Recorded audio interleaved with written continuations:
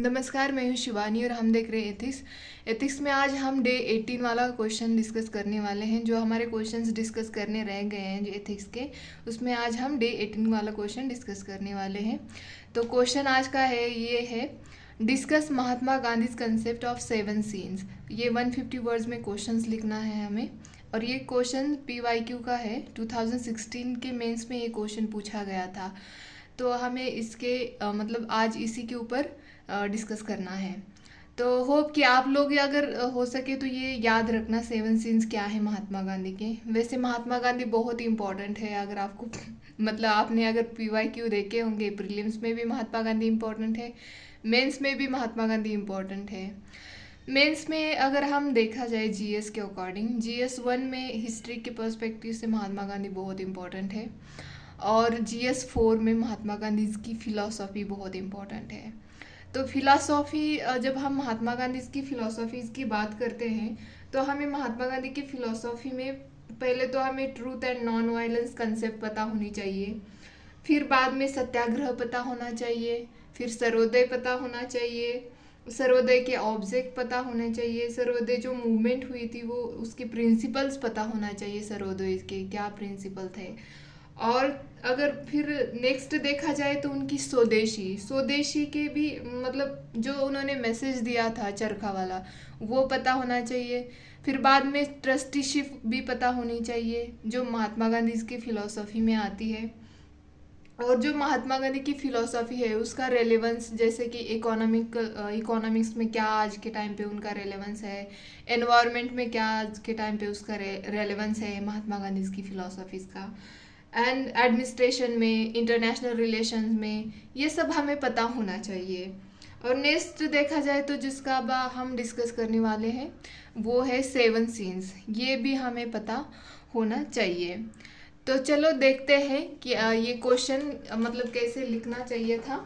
और जो 7 सीन्स है ये वो क्या है महात्मा गांधी के, वो हमें देखना है।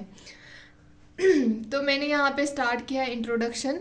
महात्मा Gandhi concept of 7 sins, also known as 7 social sins, that the following 7 deadly sins are committed by an individual, they are. तो अब क्या है वो नीचे हमें देखना है। मैंने यहाँ पे 1 2 3 ऐसे पॉइंट्स दे के लिखा है, तो आप भी ऐसे ही लिखिए ताकि एग्जामिनर को पता चले कि आपने नेक्स्ट पॉइंट स्टार्ट किया है या कितने पॉइंट्स लिखे हैं। तो ये मतलब आसान रहेगा। तो 10 मार्कर क्वेश्चन के लिए हमेशा, मतलब ये 10 मार्क का क्वेश्चन हो गया, इसके लिए हमेशा 5 या 6 पॉइंट हमेशा लिखना ही लिखना है विथ एग्जाम्पल। तो चलो आप देखते हैं कि फर्स्ट क्या है। Wealth without work. Wealth without work मतलब refers to accumulation of wealth without work, मतलब बिना काम के मतलब कुछ भी आपने मेहनत नहीं की है। मतलब एक डिक्टेटरशिप वाला नहीं होता क्या कि मतलब ज़बरदस्ती से लोगों से छीन लेना और आराम से रहना और अपनी सारी वेल्थ इकट्ठा करके उस पे मतलब लोगों के ऊपर रूल किए जाना, ताकि आपके पास पावर होती है ना। जब आपके पास वेल्थ आती है तो उसके साथ पावर भी तो आती है। तो ये नहीं करना चाहिए। ये सीन है, ऐसे महात्मा गांधी कहते हैं। तो इसका मैंने एग्जाम्पल दिया है। अगर मॉडर्न टाइम में देखा जाए तो ये सीन कैसे हो सकता है, ये तो मैं पुराने टाइम का मैंने एग्जाम्पल दिया वो। तो सत्यम स्कैम जो 2019 में हुआ वो बिगेस्ट अकाउंटिंग स्कैम था इंडिया में। तो इसमें मतलब स्कैम, जब भी कोई भी स्कैम ले लो या जो ब्लैक मनी होते हैं, ये भी एग्जाम्पल लिख सकते हो आप वेल्थ विदाउट वर्क का। तो ये बिना मेहनत का पैसा होता है ना, स्कैम करना मतलब लोगों को लूटना। आज ही मैंने पेपर में देखा था, मैं ग्रुप में, टेलीग्राम ग्रुप में मतलब उसको अपलोड करना भूल गई मैं।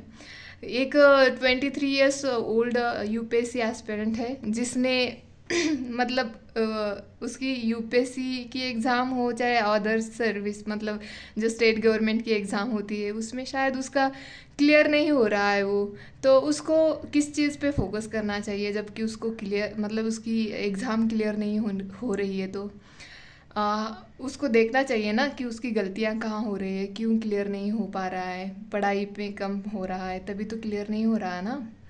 लेकिन उसने अपने मतलब कमियों पे काम करने के बजाय उसने एक आधा मतलब दूसरा ही रास्ता चूज़ किया, जो भोंदू बाबा भोंदू लेडीज़ भी होती है, तो उनको उनके पास मतलब गया ये, जो लेडी का कहना था कि मेरे पास सुपर नेचुरल पावर है, तो इससे मैं तुम्हें मतलब कुछ रिचुअल्स करूँगी, तुम मुझे इसके बदले में पैसे दे देना और तुम्हारा हो जाएगा, तुम क्लियर कर पाओगे, कौन सी भी एग्ज़ाम हो तुम क्लियर कर पाओगे, ऐसे उस लेडीज़ ने कहा।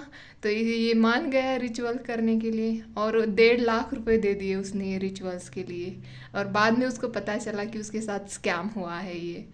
और ये फिर एक महाराष्ट्रियन जो एक जो क्या बोलते हैं उसको, जो सुपरस्टिशन मानते हैं लोग, मतलब जो ब्लैक मैजिक और इसके लिए जो ऑर्गेनाइजेशन काम करती है ना, ऐसे स्कैम, तो उनके पास ये चला गया, मतलब ये चली गई खबर तो पता ही होती है ना सबको, तो वैसे चली गई होगी, तो फिर ये सामने आया ये जो भी मैटर है।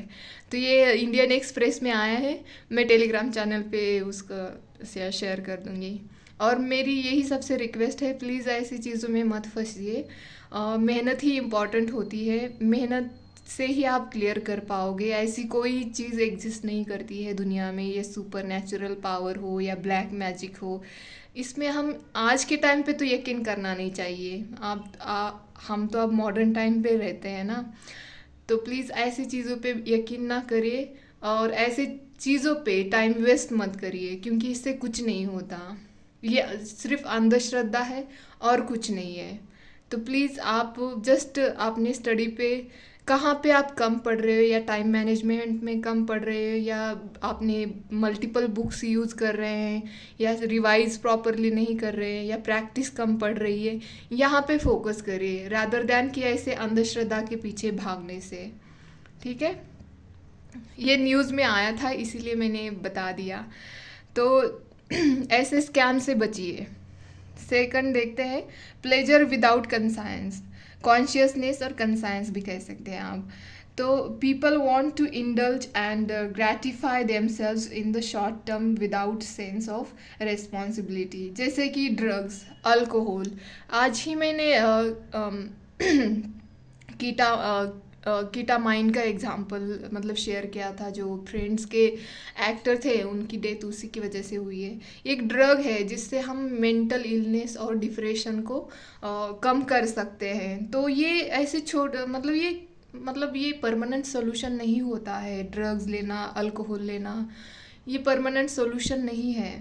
तो आपको मतलब जानना चाहिए कि आपकी जो प्रॉब्लम है किस वजह से है, क्यों है, तो इसको हमें मतलब रूट से निकालना चाहिए, ना कि ये टेम्पररी जो सोल्यूशन है उसको लेना चाहिए, जैसे कि drugs, alcohol, cigarette, smoking, sorry तो वही आता है ना, तो वो।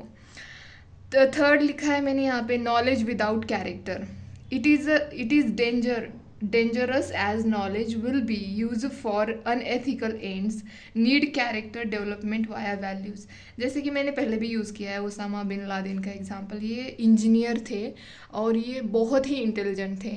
अगर ये इनके पास अगर मतलब कैरेक्टर होता, इनकी वैल्यूज़ अगर अच्छी होती ना, तो शायद ये ऐसी चीज़ों में मतलब टेररिस्ट चीज़ों में इन्वॉल्व नहीं हो पाते। इनका नॉलेज है वो अच्छी चीज़ में ये लगाते, तो दुनिया में अच्छा ही कंट्रीब्यूशन होता है इनका।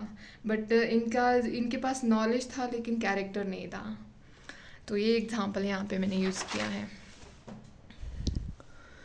तो फोर्थ देखते हैं, फोर्थ है ना, हाँ फोर्थ ही है।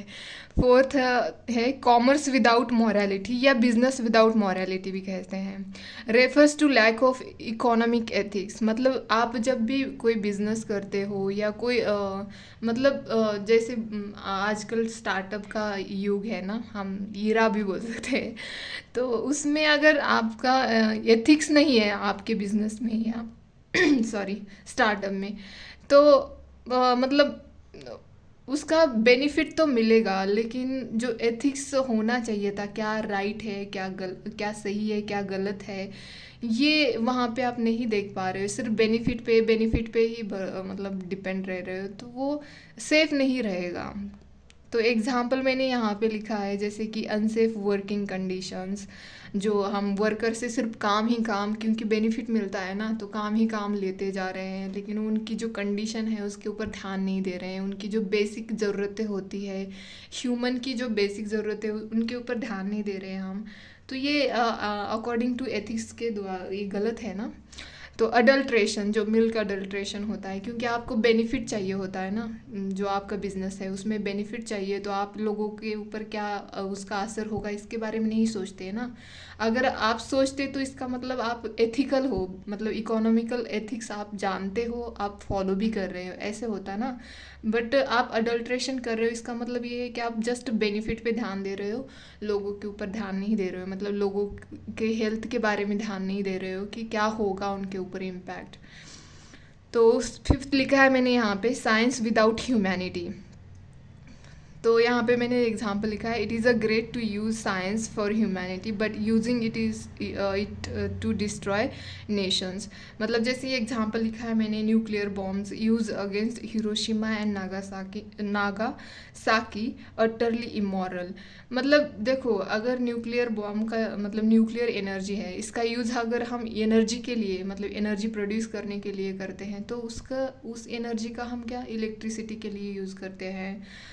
जैसे कि मतलब हमारी फैक्ट्रीज उसी के ऊपर चलती है, बाकी रेलवे ट्रांसपोर्टेशन और इसमें सब में मतलब एक अच्छी चीज़ों में भी यूज़ किया जा सकता है ना। लेकिन अगर उसी का मतलब अगर हमारे अंदर ह्यूमैनिटी नहीं है ना, तो ऐसे एग्जाम्पल सामने आ जाते हैं, जैसे कि हिरोशिमा नागासाकी, यही एग्जाम्पल हमारे सामने आते हैं। या किसी फार्मास्यूटिकल का भी एग्जाम्पल देख ले सकते हो।